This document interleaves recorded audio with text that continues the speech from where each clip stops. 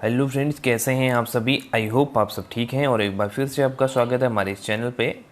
Guys, आज की जो वीडियो है उसके अंदर हम डिस्कस करने वाले हैं हमारे रिसर्च मेथडोलॉजी के कुछ इंपॉर्टेंट एमसीक्यू को, जो कि आपके अपकमिंग एग्जामिनेशन के लिए इंपॉर्टेंट है। जैसे आपके एनटीए यूजीसी नेट का जो आपका एग्जामिनेशन कंडक्ट किया जाना है, उसके पेपर फर्स्ट के लिए इंपॉर्टेंट है, और सेकेंड पेपर जो आपका कॉमर्स एंड मैनेजमेंट का होता है उसमें भी ये चीज़ें यहाँ पर पूछी जाती हैं रिसर्च से रिलेटेड स्टैटिस्टिक्स के अंदर। तो इम्पॉर्टेंट एमसीक्यू को मैंने इसमें डाला हुआ है। इसके अंदर हम ऑलमोस्ट 20 एमसीक्यू के आसपास हम इसमें कंसिडर किया है मैंने। उसको आप देखिए और उसके बाद जो है अपनी राय कमेंट बॉक्स में ज़रूर दें। अगर आप चैनल पर नए हैं तो चैनल को सब्सक्राइब जरूर करें, और अगर हमारे टेलीग्राम चैनल से आप जुड़ना चाहते हैं तो वो उसका लिंक आपको डिस्क्रिप्शन बॉक्स में मिल जाएगा, और ये पीपीटी भी आपको वहाँ पे प्रोवाइड करवा दी जाएगी। तो चलिए स्टार्ट करते हैं आज की वीडियो को। आज का जो पहला क्वेश्चन है वो इस प्रकार है, what is the major attribute of the correlation analysis. अब यहाँ पे बोला गया है कि कोरिलेशन एनालिसिस के अंदर मेजर एट्रीब्यूट क्या होता है, मतलब क्या चीज़ हम करते हैं उसके अंदर जो मेजर होती है। एसोसिएशन अमंग वेरिएबल्स देखते हैं, डिफरेंस अमंग वेरिएबल्स देखते हैं, रिग्रेशन अमंग वेरिएबल्स होता है, या वेरिएशन अमंग वेरिएबल्स होता है। तो कोरिलेशन, जैसा कि आपको वर्ड से ही यहाँ पे पता चल रहा है, कोरिलेट करना। कोरिलेशन का ये मतलब होता है कि दोनों के बीच में, जैसे हमारे पास दो वेरिएबल हैं तो उन दोनों वेरिएबल के बीच में कितना यहाँ पे एसोसिएशन है, ये चीज़ हमारी कोरिलेशन बताती है। इसीलिए हम इसमें कोरिलेशन में ये चीज़ स्टडी की जाती है कि हमारी जो एक वेरिएबल है उसके दूसरे वेरिएबल के साथ कितनी एसोसिएशन यहाँ पे है। तो इसका जो राइट आंसर बनेगा वो ऑप्शन नंबर 1 का बनेगा आपका। और एसोसिएशन अमंग वेरिएबल्स इसके अंदर हमें रीड करना होता है, हमें फाइंड आउट करना होता है। चलिए नेक्स्ट क्वेश्चन है हमारे पास, What is the name of the conceptual framework in which the research is carried out। अब यहाँ पे बोला गया है आपको कि एक ऐसा कॉन्सेप्चुअल फ्रेमवर्क, एक ऐसा फ्रेमवर्क जिसके अंदर हम अपनी रिसर्च को कैरी आउट करते हैं, यानी कि अपनी रिसर्च से संबंधित हमारी ऐसा कौन सा कॉन्सेप्चुअल फ्रेमवर्क होता है जिसके अंदर सभी हमारी जो रिसर्च की है वो समरी बेसिकली इसके अंदर इंक्लूडेड होती है। हमारी मेथडोलॉजी से रिलेटेड जो भी चीज़ें होती हैं वो इसके अंदर यहाँ पे इंक्लूडेड होती हैं। एक तरह से ये हमारा क्या होता है, लेआउट आप इसको बोल सकते हैं। तो क्या होता है वो, रिसर्च हाइपोथेसिस होता है, सिनॉप्सिस होता है, रिसर्च पैराडिग्म होता है, या रिसर्च डिजाइन होता है। तो वो हमारा होता है रिसर्च डिजाइन, क्योंकि रिसर्च डिजाइन के अंदर हम सब अलग अलग चीज़ें पढ़ते हैं। जैसे हमारा सैम्पल साइज क्या होने वाला है, सैम्पलिंग हम कैसे करने वाले, सैम्पलिंग मेथड हमारे क्या रहने वाली है, कौन सी रिसर्च हम कंडक्ट करने जा रहे हैं, है ना, टूल्स हमारे क्या क्या होंगे, रिसर्च टूल हमारे क्या होंगे। तो इस तरह की जो सब चीज़ें हैं वो हमारे इंक्लूडेड होती हैं रिसर्च डिजाइन के अंदर, जो बेसिकली आपका एक कॉन्सेप्चुअल फ्रेमवर्क होता है जिसके अंदर आपको अपनी रिसर्च को कैरी डाउन करना पड़ता है। चलिए, जो आपका आंसर बनेगा option number 4, research design. Next question है आपका, which of the following features are considered as a critical in qualitative research. अब यहाँ पे हमारे पास दो कॉन्सेप्ट आते हैं, एक क्वालिटेटिव आता है, एक क्वांटिटेटिव आता है। देखिए, क्वालिटेटिव रिसर्च बेसिकली उस टाइप की रिसर्च होती है जिसके अंदर हम बेसिकली क्वालिटी को यहाँ पे एम्फेसाइज देते हैं। क्वालिटी के अंदर हम यहाँ पे रिसर्च को कंडक्ट करते हैं। क्वालिटी इन द सेंस कि हम जैसे किसी के परसेप्शन को, एटीट्यूड को, नेचर को, है ना, इसके अलावा जो आईक्यू है, ये सब चीज़ों को जब हम कंसीडर करते हैं, बेसिकली उसके बिहेवियर को, ये सब चीज़ें जब कंसीडर की जाती हैं तो वो हमारे क्वालिटेटिव टर्म्स में हम बात कर रहे होते हैं। ऑन दी अदर हैंड अगर हम बात करते हैं क्वांटिटेटिव की, तो इसके अंदर हम क्वांट में बात करते हैं, बेसिकली नंबर्स में एक्सप्रेस किया जाता है अपनी रिसर्च को, तो उसको हम बोलते हैं क्वांटिटेटिव। तो यहाँ पे आपसे बोला गया है कि क्वालिटेटिव रिसर्च के अंदर हम कौन सा यहाँ पे फीचर होता है आपका, ये आपसे पूछा गया। Collecting data with the help of standardised research tool, design sampling with probability sample techniques, collecting data with bottom up empirical evidence, gathering data with top down schematic evidence। तो यहाँ से आपसे पूछा गया है इसके अंदर क्या यहाँ पे रहने वाला है। तो इसका सही आंसर आपके पास बनेगा ऑप्शन नंबर 3। बेसिकली जो आपका ये क्वालिटेटिव रिसर्च होता है, ये आपका एक तरह से हम कह सकते हैं इंडक्टिव रिसर्च होता है, ठीक है ना। दो तरह की और रिसर्च इसमें होती है, एक आपकी इंडक्टिव होती है और दूसरी आपकी डिडक्टिव डिडक्टिव रिसर्च होती है, ठीक है ना। तो इंडक्टिव अप्रोच के अंदर हम क्या करते हैं, यहाँ पे चीज़ों को जनरलाइज करते हैं, हम पर्टिकुलर से जनरल की तरफ बढ़ते हैं, यानी कि हम थ्योरी को क्रिएट करते हैं इसके केस में, जो हमारी इंडक्टिव होती है। और डिडक्टिव के अंदर जो ऑलरेडी थ्योरी यहाँ पे गिवन होती है उससे हम यहाँ पे अपने कंक्लूजन को निकालते हैं। ऑलरेडी हमारे पास थ्योरी होती है, उससे हम प्रीमाइसेस को ड्रॉ करते हैं। तो यहाँ पे ये जनरल से पर्टिकुलर जाता है, जबकि इंडक्टिव हमारा पर्टिकुलर से जनरल की तरफ कोई मूव करता है। तो ये दोनों में ये डिफरेंस यहाँ पे होता है।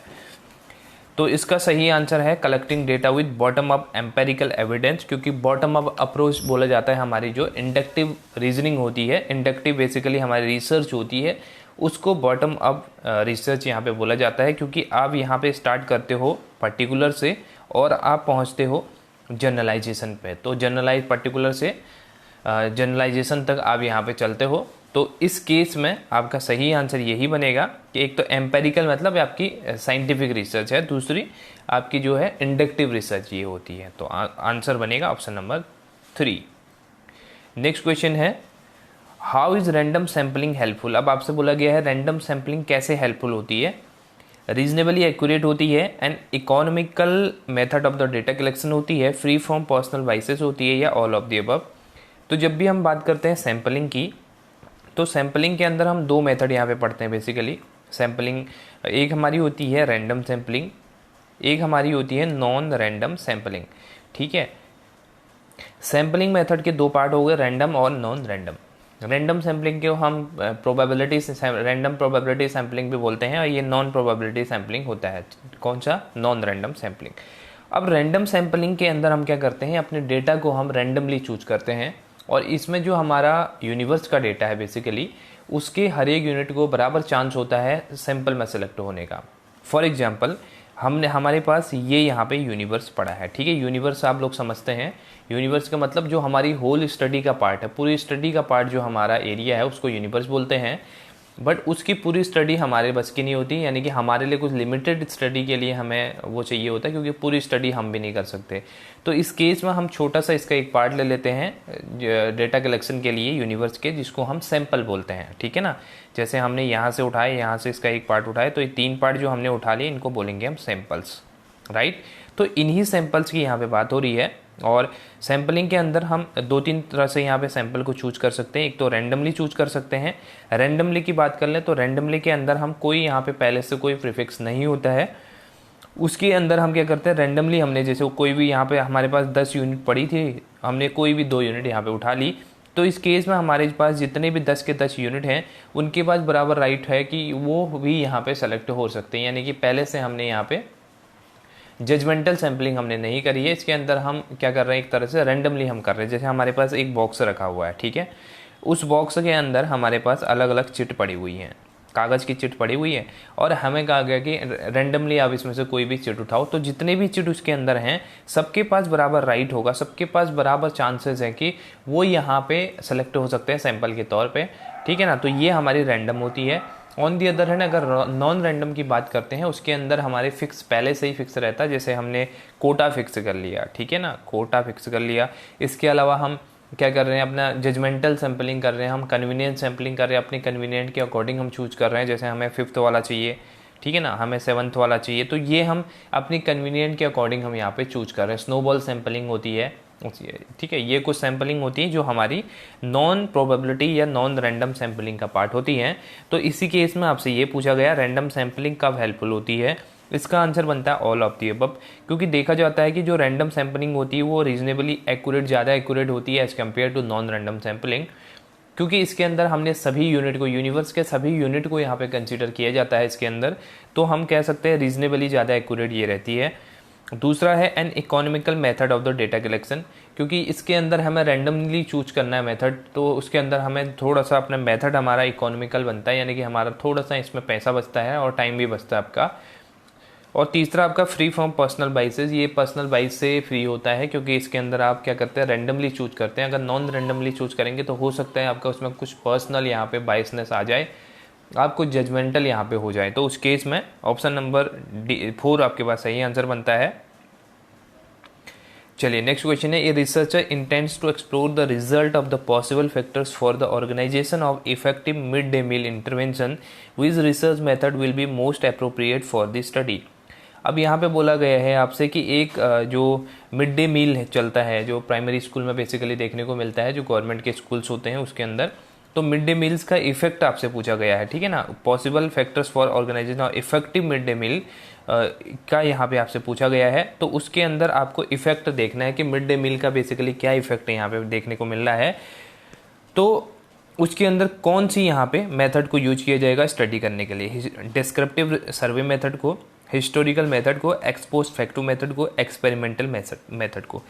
अब देखिए यहाँ पे एक एक करके सभी को हम डिस्कस करते हैं। सबसे पहले डिस्क्रिप्टिव सर्वे मेथड होता है। डिस्क्रिप्टिव सर्वे मेथड का ये मतलब है कि जैसा आपको रिजल्ट मिलता है वैसा ही आपको यहाँ पे रिप्रेजेंट करना है, यानी कि आपको इंटरप्रेट करना है। इसके अंदर जैसे एग्जांपल ले लेते हैं, हमारे आप एक तरह से जनगणना का जो डेटा इकट्ठा, सेंसस का जो डेटा इकट्ठा किया जाता है, बेसिकली वो आपका डिस्क्रिप्टिव नेचर का होता है, डिस्क्रिप्टिव सर्वे मेथड होता है, क्योंकि इसके अंदर जैसा आपको डेटा मिलता है उसी को डिस्क्राइब आपको करना होता है अफेयर्स, रिलेटेड अफेयर्स को। तो इस केस में ये आपका सही है, मतलब ये आपका नहीं बनेगा। दूसरा हिस्टोरिकल मेथड होता है। हिस्टोरिकल मेथड के अंदर बेसिकली जो इवेंट ऑकर्ड हो गए हैं, पास्ट में जो इवेंट हो गए, उनकी हम यहाँ पे स्टडी करते हैं, और इसमें कोई प्रकार का कॉज एंड इफेक्ट रिलेशनशिप भी नहीं देखा जाता है, क्योंकि हिस्ट्री में जो भी इवेंट हुए हैं उनको जस्ट स्टडी किया जाता है, राइट। तो उनके यहाँ पे जो हम कह सकते हैं प्रेजेंट सिनेरियो के साथ में एक तरह से आप कंपैरिजन कर सकते हैं, बट कॉज एंड इफेक्ट इसमें नहीं देखा जाता। X post facto method, x post facto method आपकी क्या मेथड होती है? इसके अंदर आप क्या करते हैं, एक तरह से आपकी ये एक्सपेरिमेंटल रिसर्च टाइप की मेथड होती है। इसको क्वासी एक्सपेरिमेंटल रिसर्च भी बोला जाता है। क्यों बोला जाता है क्वासी एक्सपेरिमेंटल? क्योंकि इसके अंदर भी आप कॉज एंड इफेक्ट रिलेशनशिप देखते हैं, बट दोनों में डिफरेंस ये है, जैसे एक्सपेरिमेंटल रिसर्च है और एक्स पोस्ट फैक्टो रिसर्च है, ठीक है ना। एक्सपेरिमेंटल रिसर्च में भी आप क्या देखते हैं, इंडिपेंडेंट वेरिएबल और डिपेंडेंट वेरिएबल, दो आप वेरिएबल लेते हैं इसके अंदर, और इंडिपेंडेंट वेरिएबल को आप क्या करते हैं, एक तरह से मैनिपुलेट करने की कोशिश करते हैं, जिसका इफेक्ट आप अपने डिपेंडेंट वेरिएबल पे देखते हैं। ये हम करते हैं एक्सपेरिमेंटल रिसर्च में। But x post facto research के अंदर आप बेसिकली मैनिपुलेशन नहीं करते हो, आप जस्ट कॉज एंड इफेक्ट यहाँ पे देखते हो, इफेक्ट बेसिकली देखते हो, क्योंकि जो आपका इवेंट है वो ऑलरेडी अकर हो चुका है। जैसे कि यहाँ पे बात करी गई थी मिड डे मील का। मिड डे मील ऑलरेडी आपने यहाँ पे बच्चों को दे दिया, बट उसका इफेक्ट अब क्या आया, जब मिड डे मील हो गया उसका इफेक्ट क्या देखने को मिला, तो ये हमारा एक्स पोस्ट फैक्टो मेथड होता है। इसके अंदर जो इवेंट होता है वो ऑलरेडी अकर्ड हो गया होता है, और उसके बाद इसके इफेक्ट को देखा जाता है, इसलिए इसको क्वासी एक्सपेरिमेंटल रिसर्च भी बोला जाता है। और एक्सपेरिमेंटल रिसर्च क्या होता है, फोर्थ में मैंने आपको समझाई दिया। इसके अंदर हम दो वेरिएबल लेके चलते हैं और हम एक को मैनिपुलेट करते हैं, जिसको हम इंडिपेंडेंट वेरिएबल बोलते हैं, और इसका इफेक्ट हम देखते हैं अपने डिपेंडेंट वेरिएबल पे। तो आंसर बनेगा option number 3, x post facto method. Next ये है टिपिट टेबल रेफर्स टू। टिपिट टेबल आपका किससे रिलेटेड होता है, ये आपसे पूछा गया है। Table of the random digit से, the table used in a sampling methods, the table used in a statistical investigation, या ऑल ऑफ द अबव। तो जो टिपिट टेबल होती है वो बेसिकली आपका सभी से रिलेटेड होता है। इसके अंदर आप क्या करते हैं, रैंडम डिजिट्स के टेबल इंक्लूडेड होते हैं, table used in the sampling method ये भी इंक्लूडेड होता है, और table used in the statistical investigation ये भी इसके अंदर यूज में लाया जाता है। और एक चीज़ और इसका याद रखना कि ये जो है फॉर्म किया गया था, किसके द्वारा फाउंड किया गया था, ये LHC टिपेट के द्वारा 1927 में इसको फाउंड किया गया था। तो राइट आंसर बनेगा option number D, all of the above. Next question, in order to pursue the research which of the following is priority required. अब आपसे बोला गया है रिसर्च को परस्यू करने के लिए, किसी रिसर्च को आप एक तरह से कंडक्ट करवाने के लिए क्या प्रायोरिटी आपके पास होनी चाहिए, क्या आपके पास बेसिक रिक्वायरमेंट आपके पास होनी चाहिए। सबसे फर्स्ट रिक्वायरमेंट जो होती है, developing a research design, formulating a research question, deciding about the data analysis procedure, formulating a research hypothesis. तो देखिए जो रिसर्च की प्रोसेस होती है बेसिकली उसके अंदर अलग अलग आपके स्टेप्स होते हैं। तो सबसे पहला स्टेप आपका होता है फॉर्मुलेशन ऑफ रिसर्च प्रॉब्लम, क्योंकि सबसे पहले आप कोई भी चीज़ है आप स्टार्ट करते हो उससे पहले आप प्रॉब्लम क्रिएट करते हो, कि उसी के बेस पे आप उसके सॉल्यूशन को फाइंड आउट करने की कोशिश करते हैं, जो कि बेसिकली एक रिसर्च होती है आपकी। कोई भी आपने चीज़ फॉर्म की, जैसे कुछ भी आप करना चाहते हैं नया इनोवेटिव, तो उस केस में आप इनोवेटिव करने के लिए सबसे पहले प्रॉब्लम को ढूंढेंगे कि हमें करना क्या है एक्चुअल में। अगर आपको प्रॉब्लम ही नहीं पता तो कैसे आप अपने रिसर्च को, अपने वर्क को कैरी डाउन कर सकते हैं। तो इस केस में सबसे पहला आपका बनता है फॉर्मुलेटिंग ए रिसर्च क्वेश्चन। उसके बाद आपके अलग स्टेप्स होते हैं, जैसे बेसिकली इसका आंसर बनता है, बट मैं इसका एक बार रिसर्च का थोड़ा सा आपको जो पूरा आपका प्रोसेस है, स्टेप्स हैं वो बता देता हूँ। सबसे पहले आपके रिसर्च प्रॉब्लम बनती है, ठीक है ना। रिसर्च प्रॉब्लम को फ्रेम करते हैं, उसके बाद रिव्यू ऑफ लिटरेचर किया जाता है। Review of literature. Review of literature के अंदर बेसिकली आप क्या देखते हैं कि इस पर कितनी स्टडी यहाँ पे हो चुकी है। जैसे आपने कोई भी प्रॉब्लम फाइंड आउट करी, उस पर आप रिसर्च करना चाहते हैं, उसके बाद आप क्या करेंगे कि यहाँ पे कितनी स्टडी इस पर हो चुकी है, इस टॉपिक पे जो मेरी प्रॉब्लम है उस पर कितनी स्टडी हो चुकी है, क्या क्या गैपेज इसके अंदर रह चुके हैं। तो उन चीज़ों को फाइंड आउट करने के लिए रिव्यू ऑफ लिटरेचर आपको करना पड़ता है। उसके बाद डेवलपिंग ऑफ हाइपोथेसिस, आप हाइपोथेसिस क्रिएट करते हो। हाइपोथेसिस का बेसिकली मतलब ये होता है कि आप एक टेंटेटिव स्टेटमेंट बनाते हो जिसके अंदर आप एक अजम्पशन लेके चलते हो कि हाँ ये चीज़ होगी, ठीक है ना। और दो तरह की हाइपोथेसिस देखने को मिलती है, एक नल हाइपोथेसिस होती है, एक अल्टरनेटिव हाइपोथेसिस होती है।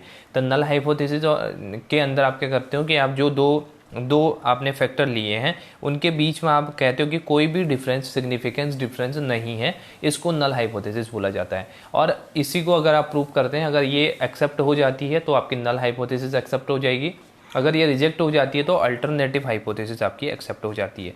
जब आपने रिव्यू ऑफ लिटरेचर कर लिया, उसके बाद हाइपोथेसिस बना लिया, उसके बाद रिसर्च डिजाइन को प्रिपेयर करते हैं। रिसर्च डिजाइन के अंदर बेसिकली आपका जो लेआउट है बेसिकली वो यहाँ पे इंक्लूडेड होता है। उसके बाद आप क्या करते हो, सैंपल डिजाइन करते हो, यानी सैंपलिंग कैसे करनी है आपको, ये सब चीज़ें आप प्रिपेयर करते हैं, ठीक है ना। सैंपलिंग का क्या मेथड होने है, कितना सैंपल। उसके बाद हम क्या करते हैं, डेटा का एनालिसिस करते हैं और डेटा को इंटरप्रेट करते हैं, और लास्ट में हमारा रिपोर्ट राइटिंग होती है, ठीक है ना। तो ये कुछ हमारी प्रोसेस होती है रिसर्च की, जो बेसिकली आपसे पूछी जाती है एग्जामिनेशन में, तो इसको आपको ध्यान में रखना है। नेक्स्ट क्वेश्चन है, the format of the thesis writing is the same as in. अब जब आप पीएचडी करेंगे तो पीएचडी के टाइम पे आपको एक थीसिस बनानी पड़ती है, जो आपके सबमिशन होती है, फाइनल सबमिशन, उसके अंदर आपको थीसिस को प्रिपेयर करना पड़ता है। तो ये थीसिस की जो फॉर्मेट होती है वो आपकी किससे रिलेटेड होती है, आपसे पूछा गया है। राइटिंग ऑफ सेमिनार रिप्रेजेंटेशन होती है, preparation of the research paper article, research dissertation, presenting ये वर्कशॉप, कॉन्फ्रेंस पेपर। तो आपका जो बेसिकली थीसिस का फॉर्मेट होता है वो आपका सेम टू सेम होता है किसकी तरह, जो आपका रिसर्च की डिजर्टेशन बनती है उसकी तरह इसका फॉर्मेट होता है। बट जो डिजर्टेशन है वो यहाँ पे शॉर्ट फॉर्म में होती है, ये कम पेजेस की बनती है, कम यहाँ पे होती है, जिसको हिंदी में लघु शोध भी बोला जाता है।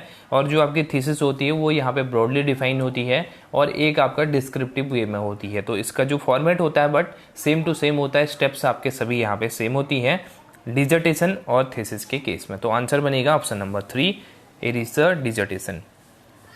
नेक्स्ट क्वेश्चन है, which one among the following statement is true in context of the testing of hypothesis. जैसा कि मैंने थोड़ी देर पहले बताया कि हाइपोथेसिस आपकी दो तरह की होती है, तो इसके अंदर हाइपोथेसिस टेस्टिंग से रिलेटेड आपसे पूछा गया है कि कौन सी स्टेटमेंट आपके लिए इसमें सही है।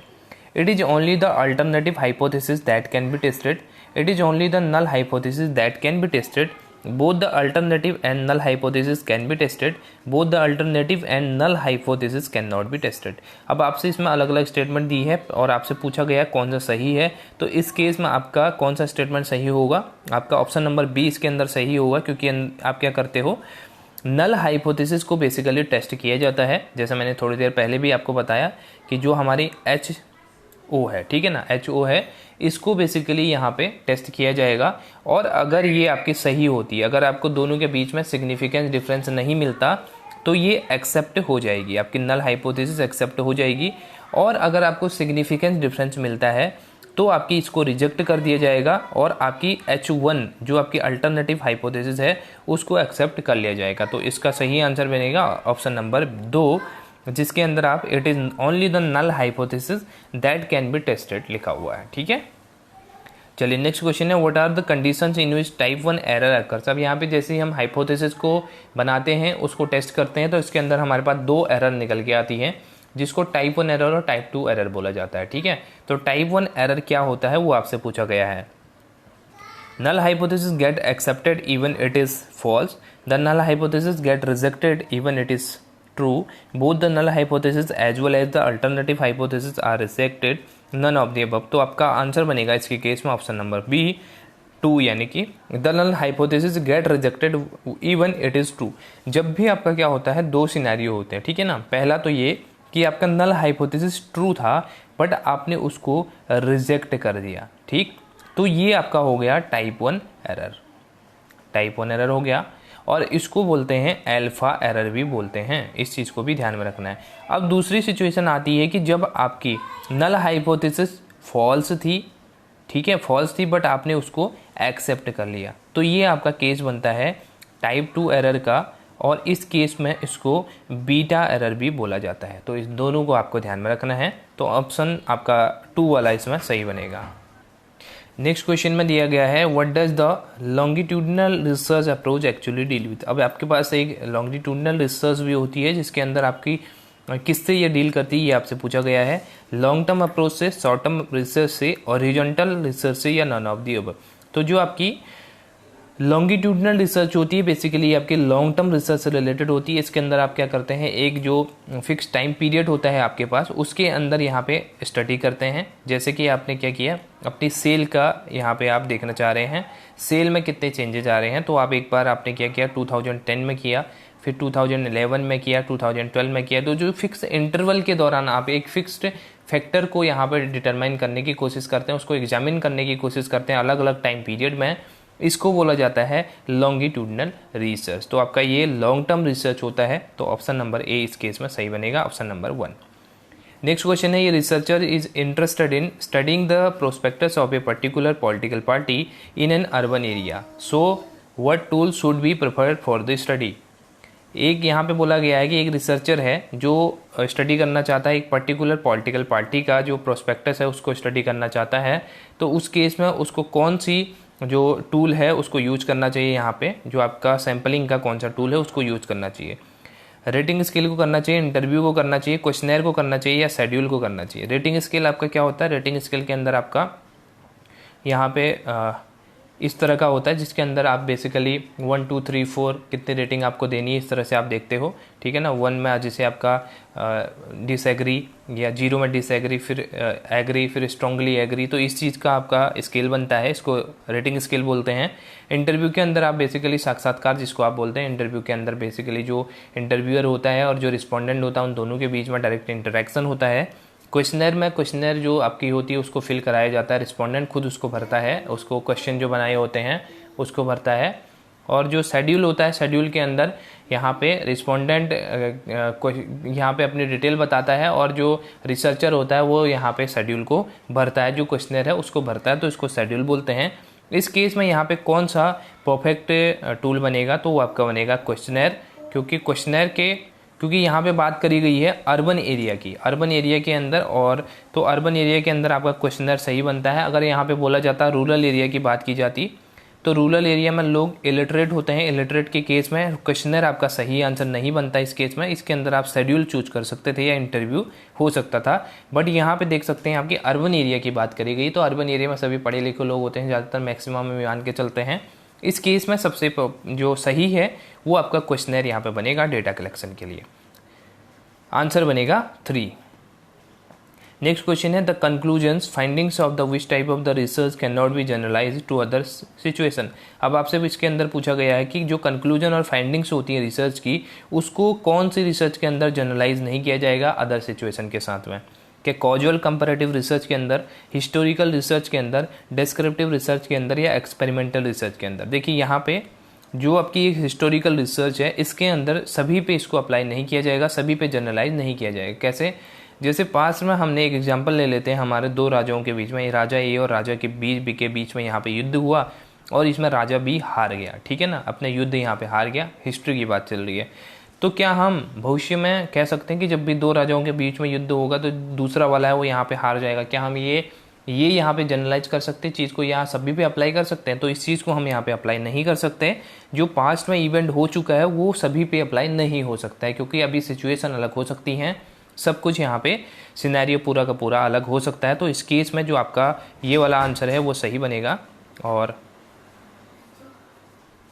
तो इस केस में आपका हिस्टोरिकल रिसर्च आपका सही आंसर बन जाएगा, क्योंकि हिस्टोरिकल रिसर्च के अंदर आप इवेंट को स्टडी करते हैं। जस्ट कॉजुअल के अंदर आप क्या करते हैं, अपने कॉज एंड इफेक्ट रिलेशनशिप देखते हैं, कंपैरेटिव स्टडी करते हैं। डिस्क्रिप्टिव का और एक्सपेरिमेंटल का मैं पहले ही बता चुका हूँ आपको कि क्या इसके अंदर रहता है। तो इसका सही आंसर बनेगा ऑप्शन नंबर 2, हिस्टोरिकल रिसर्च। फिर है next question, authenticity of a research finding is it's. अब यहाँ पे बोला गया है कब आप यहाँ पे इंश्योर कर पाएंगे कि जो आपकी रिसर्च की फाइंडिंग्स है वो यहाँ पे ऑथेंटिसिटी है। क्या वैलिडिटी देखेंगे, ऑब्जेक्टिविटी देखेंगे, ओरिजिनलिटी देखेंगे, या ऑल ऑफ द अबव? तो इस केस में जो आप देखेंगे वो आपका होगा ऑब्जेक्टिविटी। बेसिकली आप यहाँ पे प्रेफर करेंगे ऑथेंटिसिटी देखने के लिए, क्योंकि यहाँ पे दो चीज़ें होती हैं। एक आपका सब्जेक्टिविटी होता है, ठीक है, एक आपका ऑब्जेक्टिविटी होता है। तो सब्जेक्टिविटी नहीं होनी चाहिए किसी भी रिसर्च फाइंडिंग्स के अंदर, यहाँ पे ऑब्जेक्टिविटी होनी चाहिए, ठीक है। सब्जेक्टिविटी का क्या मतलब है? सब्जेक्टिविटी का ये मतलब है कि अपने अकॉर्डिंग, अपने ओपिनियन के अकॉर्डिंग यहाँ पे चीज़ें कर रहे हैं, बट जो ऑब्जेक्टिविटी है वो ये कि रियल रिजल्ट जो निकल रहा है उसके अकॉर्डिंग यहाँ पे हम चीज़ें कर रहे हैं। तो ऑथेंटिसिटी किसके अंदर देखने को मिलेगी? जो आपकी ऑब्जेक्टिविटी है उसके अंदर ऑथेंटिसिटी मिलती है रिसर्च की फाइंडिंग से रिलेटेड। तो ऑप्शन बनेगा 2 यहाँ पे राइट। नेक्स्ट क्वेश्चन है which one is called non probability sampling. अब आपको कुछ सैम्पलिंग यहाँ पे दी गई है और आपसे पूछा गया है कि इसमें से कौन सी आपको नॉन प्रोबेबिलिटी है उसको फाइंड आउट करना है। Quota sampling, cluster sampling, systematic sampling या स्ट्रेटिफाइड रैंडम सैम्पलिंग। देखिए स्ट्रेटिफाइड रैंडम सैम्पलिंग तो आपका रैंडम है पहले से ही जहाँ पे दिया गया, तो ये तो आपका एलिमिनेट हो जाएगा। सिस्टमेटिक और क्लस्टर भी आपके क्या है, रैंडम सैम्पलिंग के पार्ट होते हैं। बट जो कोटा सैम्पलिंग होता है वो आपका नॉन प्रोबेबिलिटी सैम्पलिंग का पार्ट होता है, किसके अंदर आप पहले से यहाँ पे कोटा फिक्स कर देते हैं कि हम ये यहाँ पे सैंपल चूज करने वाले हैं, ये कोटा आपके लिए पहले से फिक्स होता है। तो इस केस में ऑप्शन नंबर ए आपका सही बनता है। क्लस्टर के अंदर आप क्या करते हो, पूरी जो पॉपुलेशन है उसमें से आप छोटे छोटे क्लस्टर यहाँ पे बना लेते हो। सिस्टमेटिक सैंपलिंग के अंदर आप क्या करते हो, एक सिस्टमेटिक वे में यहाँ पे चूज करते हो। पहला सैंपल आप क्या करते हैं, यहाँ पे रैंडमली आप चूज करते हो, उसके बाद फिक्स्ड इंटरवल पे आप चूज करते हैं। जैसे आपने 2 चूज किया, उसके बाद 4, 6, 8 इस तरह से। तो ये सैंपलिंग जो है एक तरह से रैंडम है बट आपका फिक्स्ड इंटरवल में है, तो ये आपका रैंडम सैंपलिंग का पार्ट होता है, यानी कि प्रोबेबिलिटी सैंपलिंग का पार्ट होता है। तो स्ट्रेटिफाइड भी आपका एक तरह से स्ट्रेटा आप बनाते हैं, अलग अलग ग्रुप आप बनाते हैं, तो ये भी आपका प्रोबेबिलिटी सैंपलिंग का पार्ट होता है। तो कोटा सैंपलिंग आपका नॉन प्रोबेबिलिटी सैंपलिंग हो जाती है। ऑप्शन नंबर ए आपका सही बनेगा इस केस में। सो गाइज ये थे कुछ हमारे इंपॉर्टेंट एमसीक्यू जो रिसर्च से रिलेटेड थे। आई होप कि आपको कुछ इसमें नया सीखने को मिला होगा, ठीक है ना। अगर वीडियो अच्छी लगी तो वीडियो को लाइक करना ना भूलें, और जो एमसीक्यू की सीरीज़ है यूजीसी नेट के लिए हम यहाँ पे कंटिन्यू करेंगे। तो मिलते हैं फिर नई वीडियो के साथ। Thank you so much for watching, take care, bye bye.